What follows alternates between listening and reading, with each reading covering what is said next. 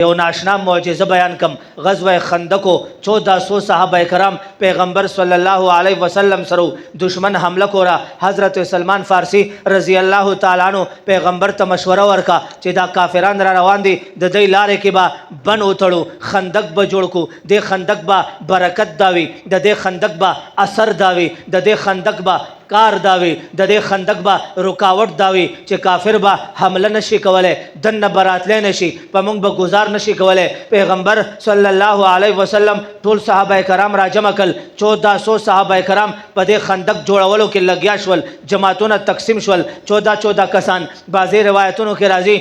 20 کسان بعضی کې زیات تعداد بعضی کې کم تعداد راځي دا ګروپونه جوړ شول او خندق کودای روانه ده یو ورځ شو دویمه ورځ شو درېمه ورځ شو په دې ګروپونو کې یو طالب دی هغه 3 ورځې کند وېستله کوداله واله مهنت وکړو مشقت وکړو دا کند جوړی بدن نه خولې روانې دي 3 ورځو پورې لوګه ده تند دا بیقرار شو د کند نه بهر راوته او پیغمبر صلی الله علیه وسلم خپلم په دې کند کې لګیا دی کوداله ور سره دا خوره کني علما لیکي دا عظیم پیغمبر دا عظیم پیغمبر هغه عظیم انسان چې د ځمکې او اسمان ټول عظمتونه د پیغمبر صلی الله علیه وسلم په عظمت قربان د خپل پکند کې لګیا دی خوره راکني کوداله وهي د سر د ویښته مبارک نواله د خپل نوک مبارک پورې ټول بدن کې یو زم داسې نو چالته پیغمبر صلی الله علیه وسلم په جسم مبارک باندې خاور نه لګیدلی دا صحابي راغو پیغمبر ته ودرېدلو یا رسول الله صلی الله علیه وسلم وګورئ جی ما ته وګورئ درې مورز دا کند کې لګیایم کوداله وهم مهنت کوم مشقت کوم خواري کوم خولې را روانې دي درې مورز دا زپدې کند کې لګیایم ما روټۍ نه د خوړلې ما خوراک نه دې کړې وګوره یا رسول الله صلی الله علیه وسلم د لوګینا د تندنا ز دونه بے قرار یم دونه کمزور یم چې ملا مې نیغيږي نه وګورئ ماته پیغمبر لمن په دې صحابي لمن اوچته کا او پیغمبر ته وی یا رسول الله صلی الله علیه وسلم زما خېټه وګورئ خېټه په خېټه باندې کانه تړلو پیغمبر چې دا کانه وکتلو خپل لمن مبارک ورته اوچته کا د پیغمبر په خېټه باندې 2 کانه تړلو وای سبحان الله بزور وای سبحان الله پیغمبر صلی الله علیه وسلم په خېټه مبارک باندې 2 کانه تړلو د پیغمبر بل وفادار جانثار وفا شعار صحابي حضرت جابر بن عبد الله رضی الله تعالی عنہ التولاړو دا منظر یو کتلو د طالب لګي یو کتلا هغه سره د پیغمبر صلی الله علیه وسلم دا حالت کتلو بے قرار شو زړه کې تړپ او درد پیدا شو پمنډ کور تلاړو خپل بیبي ته وای بیبي نن مې ډېر عجیب منظر کتلې صحابي وګړي پیغمبر صلی الله علیه وسلم باندې فاقدا تنددا تکلیف دے مشقت دے او ډیر سخت درد دے په کور کې څه د خوراک درک لګي څه روټۍ شتا څه شتا هغه ورته وای او دا وړو کې شانتا د چيلې بچي دے لک شانتا د اوربشو اوړه دي داشتا ته ورشه پیغمبر صلی الله علیه وسلم ته وایا هغه براشي مونږ به دا دعوت ورته تیار کو خو چې ورځه پیغمبر ته رو وایا چې یوازې راشي یا چې راځي 2 کسان دی راولي یا چې راځي 3 کسان دی راولي سلور کسان دی راولي روټۍ لګا دا چيلې بچي وړو کې د ډیرو کسانو نه کېږي حضرت جابر چيلې حلال کو وخه مخه برابر کا خزه ته وي ته تیاروا زما پیغمبر ته صلی الله علیه وسلم ته اطلاق کوم پمنډ راغو خندق نه تاویږي موقع نه ملاويږي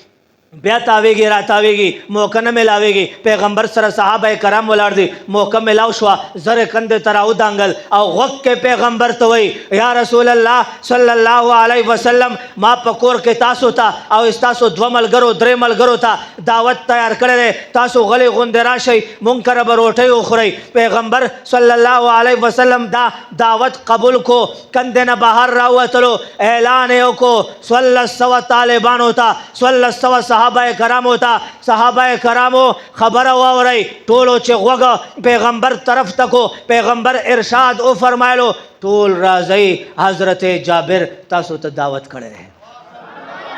حضرت جابر وای ډېر پریشان شوم سلور کسانو روټۍ ده 1400 کسان را باندې راغل د سلور کسانو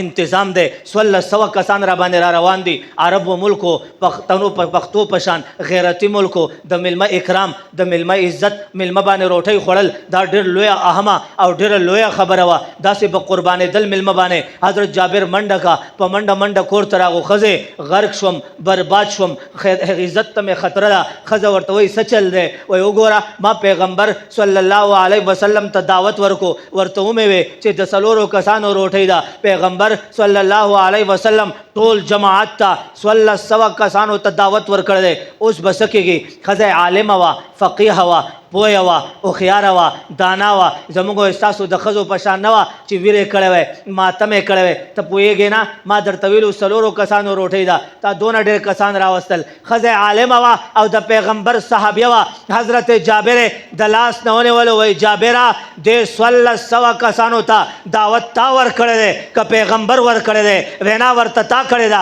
که پیغمبر کړې ده بلنه تا کړې ده که پیغمبر کړې ده هغې حضرت جابر ورته وفرمایل ښځې بلنه ما نه ده کړې دعوت پیغمبر ورکړی دی ښځې تسلي ورکه خاونده زما سرتاجه بېغمه شه فکر مه کوه چې دعوت پیغمبر ورکړی دی پیغمبر پوه شه میلمانه یې پوه شه پیغمبر پوه شه کار یې پوه شه پیغمبر پوه شه او دا لوی دعوت یې پوه شه ته بېغمه شه جابر وایي ښځې ډېره تسلي راکړه زړه مې درزېدو رنګ مې زیړ شوی پریشان وم ومې کتل پیغمبر صلی الله علیه وسلم راغو او 1600 کسان راغل پیغمبر ما ته ووایي جابره کومه پتیله چې دې تیاره کړې ده کم سالن چې دې تیار کړی دی ته پلیټ کې ما اچوه ټوله ما ته را بهر کا اوړم ما ته را بهر کا او زه به تا ته هغه هر څه مې را بهر کړل پیغمبر ته مې مخې ته کېښودل پیغمبر صلی الله علیه وسلم جماعتونو ته اعلان وکړو 10 کسانو جماعت 20 کسانو جماعت براتلو او پیغمبر صلی الله علیه وسلم به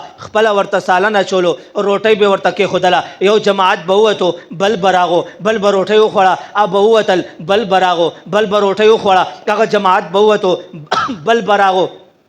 1400 کسانو ټولو روټۍ وخوړه حضرت جابر وایي د 1600 کسانو روټۍ خوراک نه بعد ما چې د پتیلې نه سر اوچت کو د دیچکي نه مې سر اوچت کو زما د پلوی رب قسم وي ما ته پته نه لګېده چې دا پتیله او دا دیچکې هغه ټیم چې څه ټیم ما د کور نه راویستلو هغه ټیم ډېر ډکو که اوس ډېر ډک دی